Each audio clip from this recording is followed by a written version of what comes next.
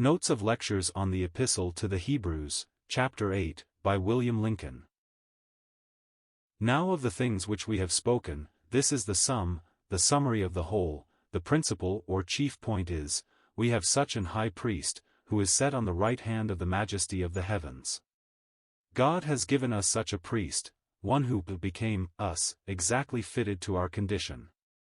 We need a priest who is very high up, for we are called with a heavenly calling, and such an high priest became us, as this one whom God has given us. The sum total of all that we can possibly want is in Christ. God has found for me, given me a priest, in whom there is sufficiency commensurate to my need, strength for weakness, succor from temptation, salvation all the way from every form of evil. All this we are learning and proving as we pass through the wilderness, learning what will be of infinite value in eternity. Oh, to make good use of this great high priest, to allow him to daily break us in and lift us up, as we journey along. A minister of the holies and of the true tabernacle. Our calling, our priest, and our place of worship are all in heaven. There is no veil there, as in the earthly tent, hiding the glory and hindering our access. To that heavenly sanctuary which has been set up by the Lord, in which he ministers, all believers have access, as worshippers. To raise us up there, and draw our minds and hearts heavenward, is his service in that heavenly tabernacle, all the days of our earthly pilgrimage. There is no holy ground, no sacred edifice, or place of worship, on earth, for God's people. Earth is the place of their pilgrimage, heaven, the place of their worship. Verses 3, 5, For every high priest is ordained to offer gifts and sacrifices. Christ is both sacrifice and offerer. He fulfills in himself all the types. He offered himself, without spot, to God, chapter 9 verse 14, he gave himself for us an offering and a sacrifice to God for a sweet-smelling savor, Ephesians 5 verse 2. And now he stands by his sacrifice, see Genesis 15 verse 11, Numbers 23:3, administering its benefits to his people, and they, as worshippers, stand by that sacrifice also, finding in it their rest and the procuring cause of all their blessing. The earthly tabernacle was but a copy of all this. It was made after a pattern, which was followed by Moses, in all its details, as the Lord commanded Moses, which is 7 times repeated in Exodus chapter 40, there was nothing left to human device or skill, all was planned by Jehovah, for he was there telling forth, in type and shadow, the glories of the person of Christ. Verses 6, 7, Here the superiority of all that Christ has brought in is clearly shown. A more excellent ministry, a better covenant, better promises. The old passes away to make room for the new, type gives place to antitype, the shadow to the substance. All through this epistle, God is seen laying aside one after another, to make room for Christ, and when Christ is brought in, he displaces everything, and fills up the entire space in himself. Everything withdraws when the Holy Ghost brings Christ to the front, and this is just as it ought to be, and what God claims for him. What perversity in men, to cling to shadows and reject the substance, to occupy themselves with earthly priests and vestments, with all the mummeries of a dead and worldly religion, which is a farce in God's sight, yea, a distinct denial of all that the Holy Ghost has testified of Christ in this epistle. For, be it remembered, that to say an earthly priest or a sacrifice is required, is, in God's estimation, to discredit Christ, to say, in effect, he is insufficient. Verses 7-9, The first covenant was a contract between Jehovah and man, in the flesh. It presupposed sin, and only revealed what was in man's nature. Its promised blessings were dependent upon man's promised obedience, and because he failed, all was forfeited. The new covenant is based upon better promises, even the promises of God, the I wills, c. 5 verse 10, of sovereign grace.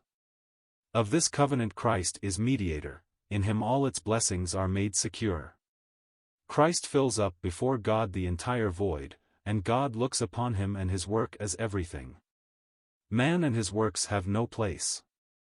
Christ offered himself to God, his blood was shed for man's sin. He could say, as he gave the cup to his disciples, "This is my blood of the new covenant, shed for many," Matthew 26 verse 28. It is worthy of notice here, that the original word for covenant occurs 33 times in the New Testament. 13 times it is rendered covenant, 20 times testament. Two widely different ideas are expressed by these terms, such as the following. In a covenant two act, while a testament is the bequest of one. A covenant is dissolved by death. Romans 7 verses 1-4, whereas, a testament is only valid by the death of him who makes it, Hebrews 9 verses 16-17. A covenant has no inheritance implied, but a testament implies something bequeathed. Yet the Holy Ghost, throughout the New Testament, has intentionally used only one word, and that, while there is quite another word, more exact, in the Greek language, to express a covenant.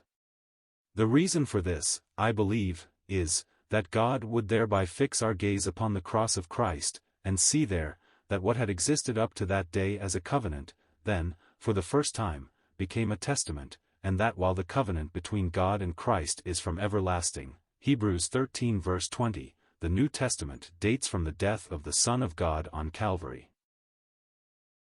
Even the Old Covenant made between Jehovah and Israel, of which Moses was mediator, looked onward to death, Hebrews 9 verse 20. So, in the New, the main requirement was blood, Hebrews 13 verse 20. So unyielding was the compact between God and Christ, the sole contracting parties, that it cost him everything, even his blood, to fulfill it. Now that this has been given, it only remains for God to fulfill his pledges to him. This he has done already, by resurrection from the dead, Hebrews 13 verse 20, and Christ himself, in resurrection, becomes his own executor, to carry out his own desires toward his people, and to him all power is given. Could the execution of his will be in better hands? Would you desire it to be in those of any other? He has gone up yonder to prove his will in courts above, and to take possession, not for himself, but for those on whose behalf he ministers there. From him has already descended the Holy Ghost, the Comforter, John 16 verse 7. The witness of Christ's acceptance and glorification, and the earnest of our inheritance.